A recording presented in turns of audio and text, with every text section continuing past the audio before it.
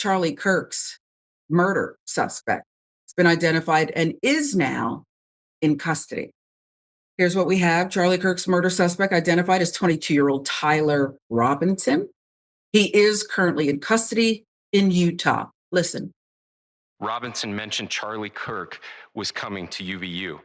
They talked about why they didn't like him and the viewpoints that he had. The family member also stated Kirk was full of hate and spreading hate. The family member also confirmed Robinson had a gray Dodge Challenger. Investigators identified an individual as the roommate of Robinson.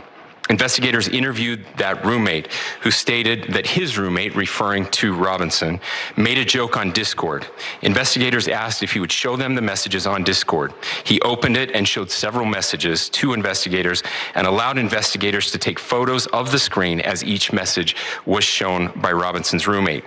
These photos consisted of various messages, including content of messages between the phone contact named Tyler with an emoji icon and Robinson's roommate's device.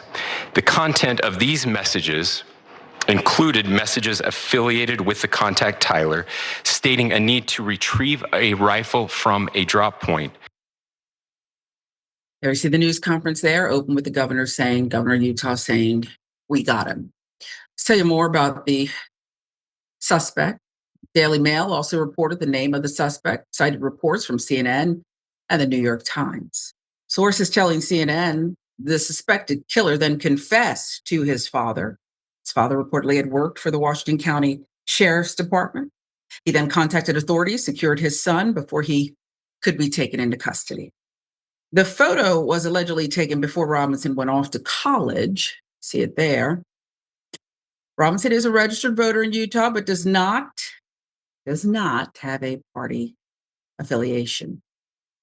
New York Times reported that the suspect was taken into custody around 11 p.m. local time in southern Utah Thursday night.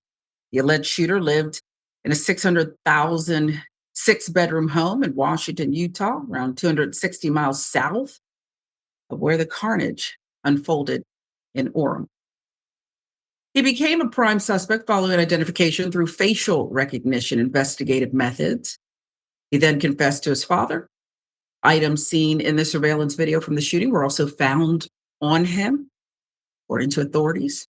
Now, photos of Robinson are now circulating the internet. People were quick to draw the comparison between the photo of Robinson wearing Converse in his dorm room and photos of the suspect at Utah Valley University. Robinson was allegedly familiarized with guns at a young age. See some of the footage, well, the pictures there. Officials released photos of the rifle found in a wooded area during their search.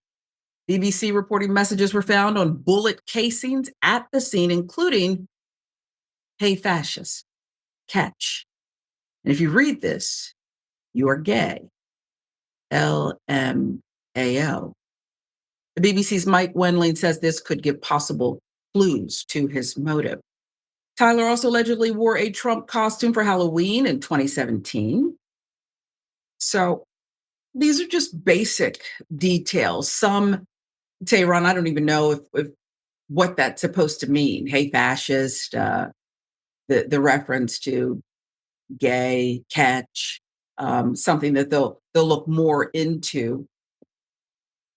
What's your takeaway on this? And specifically the speculation that I feel like people are craving to know why here, where tend to just stop it.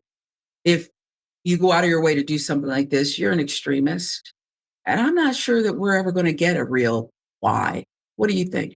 I think actually, Sharon, the why is extremely important because this goes to principle. For example, if the motive is that Charlie Kirk slept with Tyler Robinson's girlfriend, that's a very different why than Charlie Kirk's freedom of speech was impeded by a gunshot because Tyler Robinson, did not agree with Charlie Kirk. That is the fundamental principle of the United States, the freedom of speech. If you do not believe in the freedom of speech for those you disdain, then you do not believe in the freedom of speech. And that is something that we all need to live with. This is also going to be used to discuss college radicalization and all these types of things that are kicked around in the right wing right, extreme right, far right mindset, this is also going to be used to say from liberals that this person was clearly radicalized because of their right or conservative views. We don't know. Motive is one of the imperative foundations of any case when it comes to murder, and this is clearly a murder. The only takeaway I truly have is if Tyler Robinson is a liberal, not only is this a slippery slope, but also that the liberals might have a chance in the Civil War. Like, I was always like, oh, the conservatives got this, but now the liberals might have a chance. But all jokes aside, this was an egregious, absurd, abhorrent, disgusting display Yeah. of violence. And my condolences to the Kirk family. Yeah. Um, at the end of the day, after everything goes down, oh yeah, then we realize we're all human. We are human. Um, Listen, I reserve the right to moonwalk back. I reversed myself. The motive is important. You're right. I guess what I was really thinking was I don't want to hear it because I know it's going to be co opted. I know it's going to be used as you expertly laid out there by this side, that side. It's just going to be morphed into whatever suits your fancy. And we are in a war. I, and maybe I'm just in a downer mood.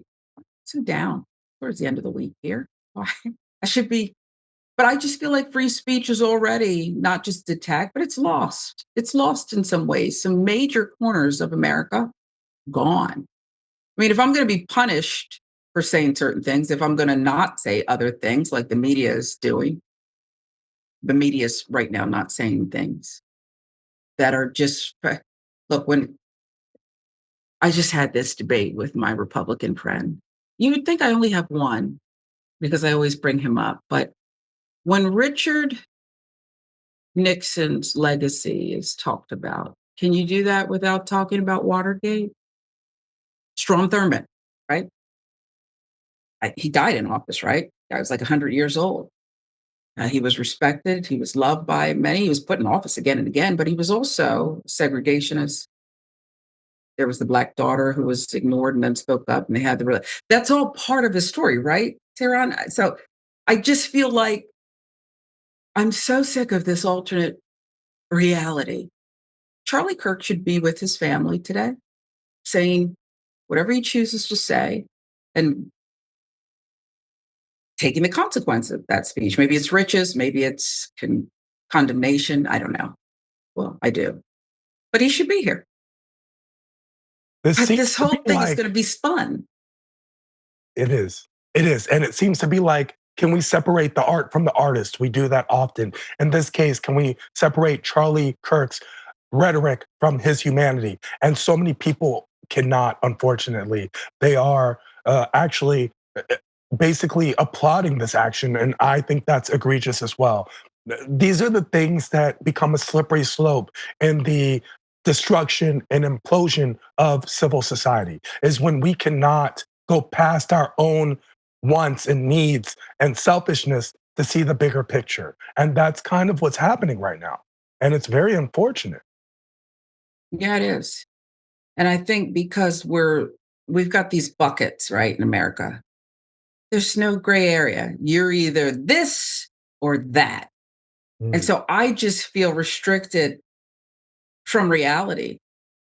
I, I said he should be here, but can we also talk about the climate and contributions to it? And that's for all of us. Okay, the man should be here, but I just wish we could. We're a long way from the truth about Richard Nixon, Strom Thurmond, King.